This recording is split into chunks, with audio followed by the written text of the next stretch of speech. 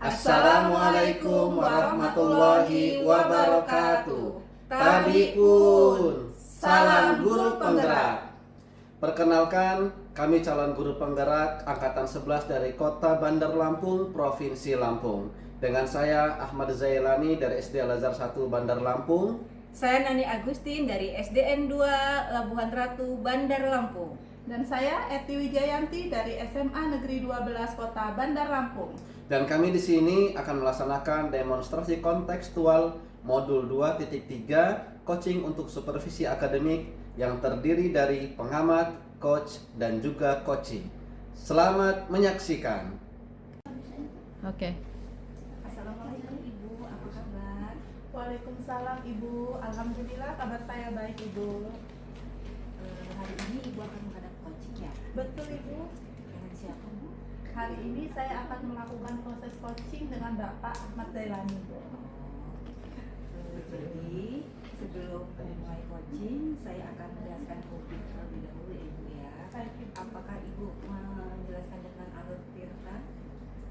Insya Allah nanti saya akan melakukan coaching menggunakan alur tirta ini. Ya.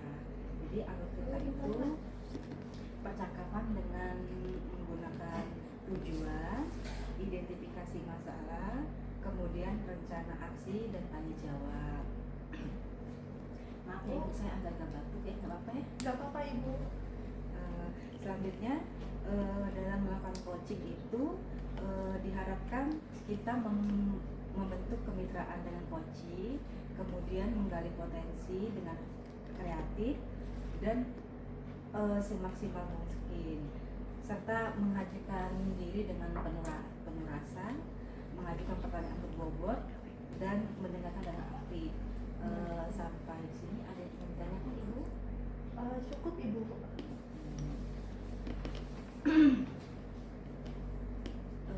Kemudian dalam coaching nanti kompetensi apa yang akan Ibu kembangkan? Jadi dalam proses coaching yang akan saya laksanakan nanti Ibu, ada 3 kompetensi yang ingin saya cari atau ingin saya kembangkan, seperti kehadiran penuh ketika proses coaching dilaksanakan. Kemudian saya berharap bisa menjadi pendengar yang baik ketika coaching mengungkapkan permasalahannya. Kemudian saya juga ingin bisa membuat pertanyaan-pertanyaan yang berbobot Ibu. Dari ketiga kompetensi tersebut, adakah yang lebih spesifik yang Ibu akan jelaskan? Mungkin kompetensi coach sebagai pendengar yang baik serta bisa memberikan pertanyaan-pertanyaan yang berbobot terhadap coaching. Jadi sebelum melakukan proses coaching, ada yang perlu saya ingatkan, kita sebagai coaching tidak boleh melakukan atau berasumsi, menjudgment atau berasosiasi. Jadi kita hanya mendengarkan aktif saja Ibu. Jelas Ibu? Baik Ibu, jelasin. Saya rasa cukup ya untuk percakapan praobservasi hari ini. Sampai ketemu lagi di kegiatan selanjutnya. Saya rasa cukup. Saya akhiri. Wassalamualaikum warahmatullahi wabarakatuh. Waalaikumsalam warahmatullahi wabarakatuh. Terima kasih Ibu. Baik Bu Eti, sekarang waktunya kegiatan Bu Eti dengan Pak Jai melakukan coaching. Saya akan mengobservasi kegiatan coaching Bu Eti dan Pak Jai. Silakan. Terima kasih Ibu. Assalamualaikum, selamat siang Pak Zai, apa kabarnya hari ini? Waalaikumsalam warahmatullahi wabarakatuh. Selamat siang Ibu Eti. Alhamdulillah baik, sehat. Baik Pak, hari ini kita akan melakukan coaching dengan alur tirta ya Pak ya? Iya. Nah, apa nih Pak yang akan dibicarakan dengan saya hari ini? Iya Ibu Eti, pada hari ini saya akan sedikit menyampaikan kepada Ibu Eti terkait tentang siswa-siswi saya yang pasif dan tidak fokus dalam melaksanakan kegiatan pembelajaran di kelas. Oh baik, nah sebelum berbicara lebih dalam lagi dan dari pembicaraan kita hari ini, apa yang ingin Bapak capai di akhir pembicaraan kita? Baik Ibu, jadi saya ingin di akhir pembicaraan kita nanti saya dapat menemukan langkah-langkah terkait bagaimana mendapatkan solusi yang baik, kemudian bagaimana cara dapat meningkatkan keaktifan siswa-siswi saya dalam belajar, sehingga siswa-siswi saya tadi tidak pasif kembali, melainkan siswa-siswi saya menjadi aktif dan kemudian lebih fokus dalam menerima pembelajaran di kelas. Seperti itu Ibu Eti. Baik Pak, menurut Bapak ciri-ciri siswa yang aktif itu bagaimana ya Pak ya? Menurut saya ciri-ciri siswa yang aktif saat belajar itu adalah pada saat mereka melaksanakan kegiatan pembelajaran, mereka dapat mengerjakan tugas-tugasnya itu dengan baik. Kemudian ada interaksi yang positif saat diskusi atau timbal balik. Jadi seperti ada yang bertanya, kemudian lagi ada yang menjawab. Juga mereka dapat mengerjakan tugas-tugasnya dengan tepat waktu. Seperti itu Bu Eti, ciri-ciri siswa-siswi yang aktif saat belajar menurut saya. Baik Pak, kalau dari pengamatan Bapak sendiri, apa yang menyebabkan mereka kurang aktif Pak? Iya, berdasarkan hasil pengamatan saya, ini baru hasil pengamatan ya Ibu Eti. Saya juga belum melakukan penelitian secara mendalam. Jadi saya hanya sebatas baru bertanya kepada mereka mengenai hal ini. Jadi sepertinya ada beberapa faktor yang menyebabkan mereka ini kurang aktif. Di antaranya adalah seperti tidak paham akan materi yang saya sampaikan ataupun saya ngajarkan. Konsep dasar mereka masih tidak paham. Jadi mereka pasif karena tidak mengerti mau ngapain mereka itu. Selanjutnya yang kedua adalah mungkin lebih kepada masalah pribadi, sehingga mereka ada yang melamun, mengobrol, kemudian bermain HP. Mereka juga suka di sini ngobrol sendiri bersama teman-teman dekat satu mejanya. Kemudian ada juga beberapa yang aktif, tapi sayangnya dari beberapa siswa yang aktif tersebut lebih di sini ke arah yang negatif, seperti sering mengganggu temannya. Pokoknya mereka asik dengan aktivitasnya masing-masing itu Bu Edi. Dan akhirnya pada kegiatan pembelajarannya mereka menjadi tidak aktif, seperti itu. Baik Pak, jadi dari pemaparan yang Bapak sampaikan tadi, saya garis bawahi ada dua masalah besar ya Pak ya, Iya. terkait siswa yang tidak fokus di proses pembelajaran dan perilaku siswa yang mengganggu proses pembelajaran, begitu ya Pak ya. Iya. Nah, menurut Pak Ahmad Zailani, apa sih yang menyebabkan siswa-siswi ini bersikap seperti itu Pak? Saya rasa mereka bosan Ibu Eti dengan kegiatan pembelajaran yang saya lakukan. Mungkin cara saya mengajar di sini kurang begitu menarik bagi siswa-siswi, bagi mereka. Metode yang saya gunakan itu saja. Jadi mereka sepertinya sudah bisa menebak. Paling abis ini gini lagi, abis ini gini lagi. Selain itu juga saya perhatikan ada beberapa yang tampaknya mereka kurang mendapat perhatian di rumah. Jadi mereka seperti mencari perhatian bersama teman-temannya di kelas, seperti itu. Menarik sekali ya Pak ya. Pak Zailani sudah mulai mengidentifikasi kemungkinan penyebab siswa-siswa Bapak bersifat seperti itu. Jika dia merasa bosan atau mungkin mencari perhatian, apa yang menurut Bapak yang bisa dilakukan agar siswa-siswa Bapak ini bisa lebih fokus dan terlibat aktif dalam proses pembelajaran yang Bapak laksanakan? Mungkin karena saya menggunakan metode yang itu saja dalam memberikan pembelajaran kepada siswa-siswi, sehingga anak-anak tersebut menjadi pasif dan tidak aktif. Jadi rencana saya akan menyusun rencana kegiatan pembelajaran dengan metode pembelajaran yang menarik dan menyenangkan, serta di sini bervariasi. Cara mengajar saya mungkin akan penuh ramah tamah kepada mereka, penuh perhatian, kemudian cenderung kepada permainan edukasi dan menggunakan teknologi pembelajaran. Jadi dengan kegiatan tersebut, dengan pembelajaran yang bervariasi, menarik dan menyenangkan, sehingga mereka tidak bisa lagi menebak habis ini gini lagi, habis ini gini lagi, habis ini ngapain, mereka tidak bisa menebak.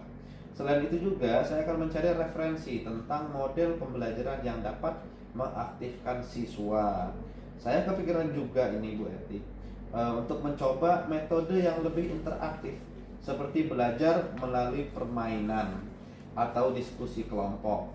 Nah, mungkin itu bisa membuat mereka lebih tertarik dalam kegiatan pembelajaran yang saya sampaikan pada saat itu. Saya juga berpikir untuk lebih sering memberi mereka kesempatan berbicara atau menyampaikan pendapat. Atau mungkin mencari perhatian, apa yang menurut Bapak yang bisa dilakukan agar siswa-siswa Bapak ini bisa lebih fokus dan terlibat aktif dalam proses pembelajaran yang Bapak laksanakan? Mungkin karena saya menggunakan metode yang itu-itu saja dalam memberikan pembelajaran kepada siswa-siswi, sehingga anak-anak tersebut menjadi pasif dan tidak aktif. Jadi rencana saya akan menyusun rencana kegiatan pembelajaran dengan metode pembelajaran yang menarik dan menyenangkan, serta di sini bervariasi. Cara mengajar saya mungkin akan penuh ramah tamah kepada mereka, penuh perhatian, kemudian cenderung kepada permainan edukasi dan menggunakan teknologi pembelajaran. Jadi dengan kegiatan tersebut, dengan pembelajaran yang bervariasi, menarik dan menyenangkan, sehingga mereka tidak bisa lagi menebak habis ini gini lagi, habis ini gini lagi, habis ini ngapain, mereka tidak bisa menebak. Selain itu juga saya akan mencari referensi tentang model pembelajaran yang dapat mengaktifkan siswa. Saya kepikiran juga ini Bu Eti, untuk mencoba metode yang lebih interaktif seperti belajar melalui permainan atau diskusi kelompok. Nah, mungkin itu bisa membuat mereka lebih tertarik dalam kegiatan pembelajaran yang saya sampaikan pada saat itu. Saya juga berpikir untuk lebih sering memberi mereka kesempatan berbicara atau menyampaikan pendapat. Seperti itu Ibu Eti. Itu ide yang sangat bagus ya Pak ya. Jadi Bapak akan membuat rencana pembelajaran dengan metode yang bervariasi seperti itu Pak. Iya. Dan mencari referensi bagaimana pembelajaran yang bisa mengaktifkan siswa seperti tadi Bapak sebutkan. Nah, ada tidak Pak cara lain yang bisa mendukung rencana Bapak, terutama terkait siswa yang membutuhkan perhatian seperti itu? Ya, mungkin saya akan lebih sering memberikan perhatian kepada mereka dengan memberikan apresiasi, memberikan penghargaan kepada mereka, ataupun memberikan pengakuan yang positif kepada mereka, meskipun berupa apresiasi atau penghargaan kecil kepada mereka. Namun mudah-mudahan dengan adanya perhatian, apresiasi ataupun penghargaan kepada mereka, saya berharap mereka dapat lebih termotivasi ketika saya memberikan itu semua, dengan memberikan pujian di depan kelas ketika mereka menyelesaikan tugas-tugasnya, ataupun ketika saya memberikan suatu pertanyaan kepada mereka. Seperti itu Ibu Eti. Ya, tepat sekali ya Pak Zaya. Jadi memotivasi mereka dengan memberikan pujian atau penghargaan, karena memang setiap siswa itu butuh mendapatkan apresiasi dari gurunya Pak. Nah, untuk bisa melakukan itu semua, misalnya Bapak ingin membuat rencana pembelajaran yang bervariasi, metodenya inovatif, adakah orang lain yang bisa membantu Bapak untuk melaksanakan rencana aksi tersebut? Iya. Jadi rencana saya Bu, di sekolah ini ada beberapa guru yang setelah saya amati dan berdiskusi terkait dengan pembelajaran ini, mereka memiliki kompetensi yang baik dalam merancang rencana pembelajaran yang menarik dan menyenangkan. Dan kemudian mereka juga sudah melaksanakan kegiatan pembelajaran menggunakan media ajar dan alat peraga. Mereka ini bisa menggunakan beragam metode pembelajaran yang dapat meningkatkan keaktifan siswa dalam pembelajaran setiap harinya. Nah, di sini seperti memasukkan unsur teknologi dan permainan dalam pembelajaran, menurut saya guru-guru tersebut memiliki kompetensi yang baik dalam teknologi ataupun mencari referensi-referensi tentang penggunaan media pembelajaran dalam penyampaian materi di kelas. Nah, nanti saya akan mencoba untuk bisa bertanya kepada mereka, guru-guru tersebut, dan kemudian satu lagi di sini, mereka selalu kreatif dalam memasukkan permainan dalam kegiatan pembelajaran, sehingga siswa-siswi yang diajarkan mereka ini merasa senang dan tidak bosan selama melaksanakan kegiatan pembelajaran. Nah, mungkin nanti saya akan berkolaborasi dengan mereka yang memiliki kompetensi terkait dengan memahami bagaimana bisa melaksanakan kegiatan pembelajaran yang menarik dan menyenangkan, dan saya akan berkolaborasi kepada mereka dalam pembuatan rencana pembelajaran selanjutnya, begitu Ibu Eti. Baik sekali ya Pak Zai yang Bapak rencanakan tersebut. Jadi berkolaborasi dengan rekan sejawat itu diharapkan bisa menambah wawasan dan keterampilan Bapak dalam proses atau dalam membuat rencana pembelajaran. Nah, kapan nih Pak Zai memulai rencana aksi yang sudah Pak Zai rencanakan tadi? Ya, rencananya insya Allah dalam 1 bulan ke depan, di sela jam-jam kosong, saya akan mencoba untuk memulai bertanya kepada teman-teman saya tersebut, dan saya akan mencoba langsung mempraktikkan membuat rencana pembelajaran dalam bentuk modul ajar sambil mencari referensi dari sumber lain untuk melengkapi itu semua.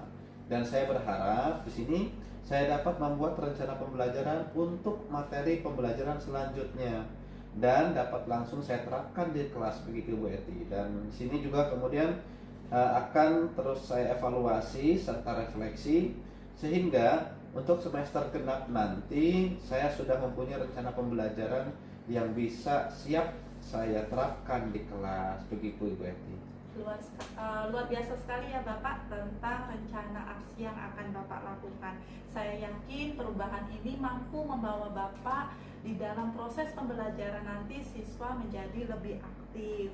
Nah, sekarang bagaimana perasaan Bapak setelah kita mengobrol seperti ini? Alhamdulillah, saya sekarang merasa lebih lega karena yang tadinya tidak kepikiran untuk melakukan hal-hal ini, hal itu untuk melaksanakan kegiatan pembelajaran yang menarik dan menyenangkan, sekarang saya menjadi termotivasi dan terarah untuk melaksanakan perbaikan pembelajaran yang telah saya laksanakan selama ini. Seperti ini. Ya, semoga Bapak mampu mempertahankan komitmen yang sudah Bapak buat ya. Masih adakah yang ingin Bapak bicarakan atau Bapak sampaikan? Ya, sudah cukup Ibu Eti. Saya hanya bisa mengucapkan terima kasih kepada Ibu Eti atas perhatian yang Ibu Eti berikan kepada saya dan mau mendengarkan permasalahan saya sehingga saya bisa menemukan solusinya, begitu Bu Eti. Terima kasih Bu Eti. Baik Pak, sama-sama semangat untuk aksinya ya Pak ya. Baik, Bu. Nanti setelah Bapak menerapkan rencana aksi, kita adakan pertemuan kembali ya Pak untuk Siap. melakukan evaluasi dan refleksi dari metode yang Bapak gunakan untuk menangani siswa-siswa Bapak yang pasif. Ya. Baik, mungkin cukup pertemuan kita hari ini ya Pak ya. Semoga pertemuan kita kali ini bermanfaat. Saya akhiri. Assalamualaikum warahmatullahi wabarakatuh. Waalaikumsalam warahmatullahi wabarakatuh. Baik Ibu Nani, sekarang kita bertemu kembali. Sekarang kita diskusi lagi terkait pasca observasi Ibu Nani. Sangat luar biasa sekali Ibu Nani kegiatan coachingnya tadi. Kalau saya perhatikan, saya lihat sudah berjalan dengan lancar. Bagaimana perasaan Ibu Nani setelah melaksanakan kegiatan coaching tadi? Perasaan saya sangat senang Pak, karena saya sudah bisa menjadi pendengar yang baik. Selain itu, saya juga merasa lega karena rekan saya tersebut bisa menemukan solusi terhadap masalah yang dihadapi. Iya. Bu Nani, jika kita merujuk pada indikator ketercapaian dari pengembangan yang Ibu harapkan pada kompetensi coaching, kira-kira apa saja yang sudah Ibu lakukan pada proses coaching tadi? Saya berusaha menerapkan prinsip coaching, yaitu saya harus bisa membentuk kemitraan dengan coaching, menggali potensi dengan kreatif, memaksimalkan potensi lainnya, eh, yang sudah ada sehingga lebih baik lagi, dan berusaha untuk hadir dengan sepenuh hati, mengajukan pertanyaan aktif atau berbobot, serta saya berusaha melakukan coaching dengan alur cerita. Baik, izinkan saya menyampaikan hasil pengamatan saya tadi, yaitu Nani ya. Iya, Pak. Berdasarkan observasi yang saya laksanakan tadi, menurut saya percakapan coaching yang Ibu Nani laksanakan tadi sudah berjalan dengan sangat baik, di mana Ibu sudah melakukan percakapan coaching sesuai dengan alur Tirta. Nah, kemudian Ibu juga sudah menanyakan tujuan kepada coaching dalam sesi coaching itu. Nah, sudah mengarahkan coaching juga untuk mengidentifikasi permasalahannya, merencanakan aksi untuk menyelesaikan permasalahan-permasalahannya, dan Ibu juga sudah memancing beliau untuk berkomitmen dengan penuh tanggung jawab dalam menjalankan rencana aksinya. Selain itu juga Ibu juga sudah menerapkan prinsip-prinsip dalam coaching, di mana tadi saya lihat Ibu fokus dengan coaching Ibu tadi, artinya Ibu sudah melakukan kesadaran penuh. Ibu juga sudah mendengarkan aktif dan mengajukan pertanyaan-pertanyaan yang berbobot. Nah, Ibu Nani, dari hasil coaching yang baru saja Ibu Nani laksanakan, kompetensi apa yang ingin Ibu Nani kembangkan? Insya Allah Pak, saya ingin meningkatkan kompetensi semua hal, termasuk saya ingin sering melakukan coaching terhadap teman saya, sehingga saya dapat mempraktekkan yang saya dapat, sehingga dapat membantu teman-teman saya dalam menghadapi masalah yang mereka butuhkan, misalnya seperti membantu proses pembelajaran atau